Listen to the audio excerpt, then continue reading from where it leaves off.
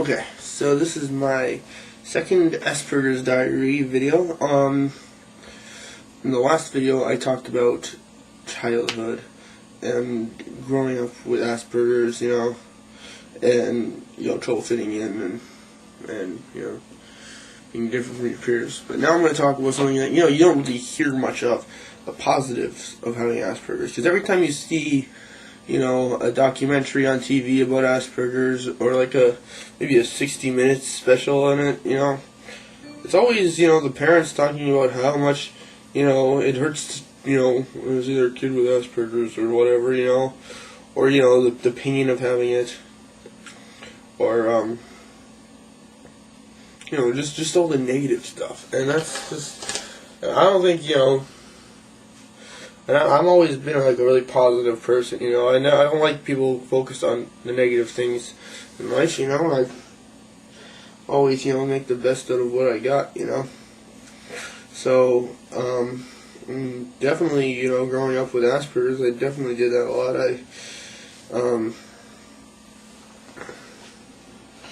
I definitely tried,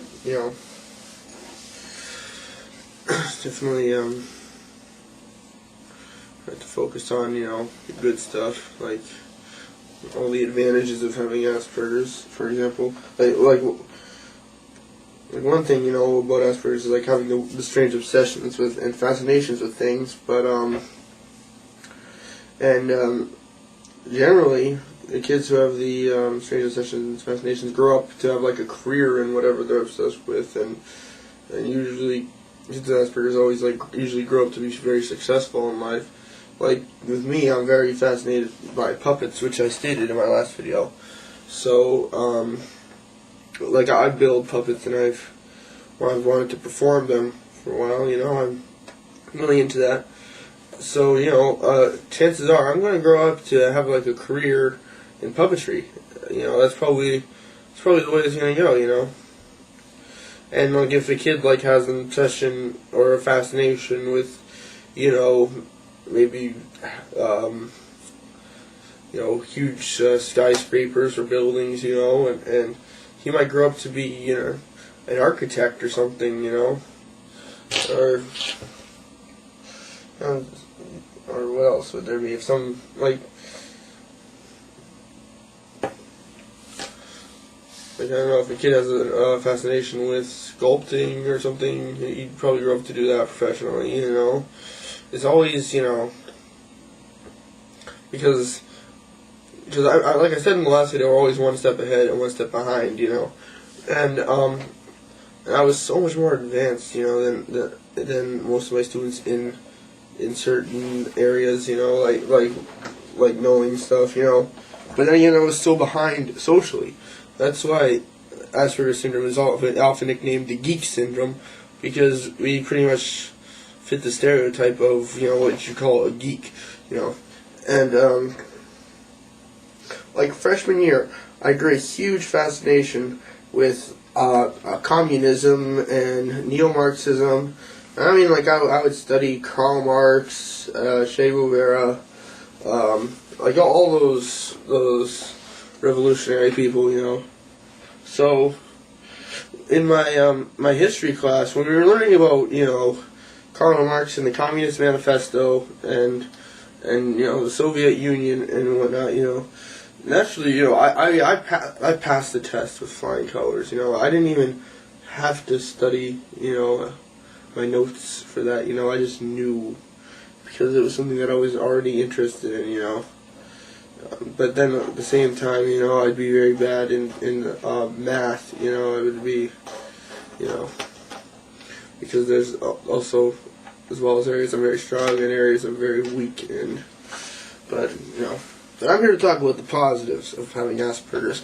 Besides the fact that kids with Asperger's usually grow up to be very successful in life, and that their strange obsessions usually pay off in the end. Like, I saw this video here on YouTube of this man with Asperger's. He seemed like he was from Britain or something, and it was like an actual television documentary. And he was talking about how he'd always had a fascination with rocks and minerals, and it was something he'd get bullied for in school. But in the video, he's like a geologist. It shows him at his job as a geologist, and that just goes to show you, it just like gave me hope because it made me realize I definitely probably grew up to be like a puppeteer or something, and and yeah, besides the whole thing about being geniuses at a very young age, it's also kids with Asperger's are generally very kind and nice because we've gone through we've experienced so much bullshit from our peers growing up that it's like that we just basically think treat others the way you'd want to be treated. So and since we've experienced the pain of being like picked on, we don't want to. So we just like learn through life how to treat people. I'm mainly talking about like adults with Asperger's. I mean little kids with Asperger's definitely don't know how to behave properly and that kind of thing. So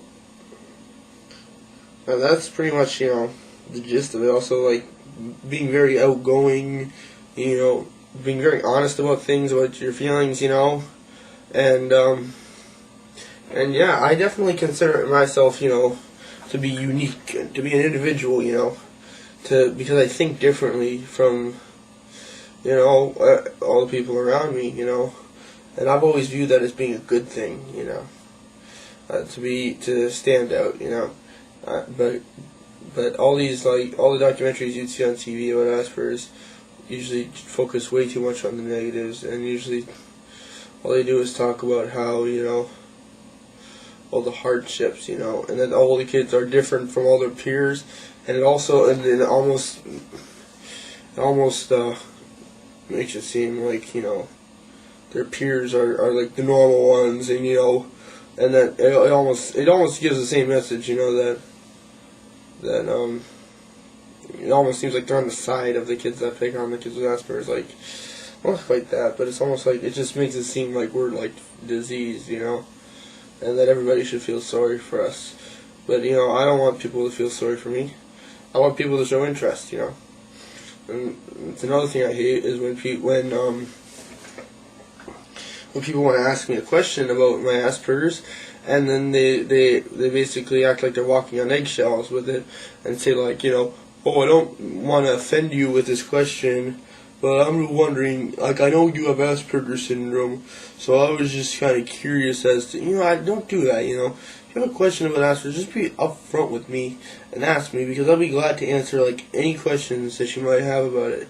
I'm just open like that.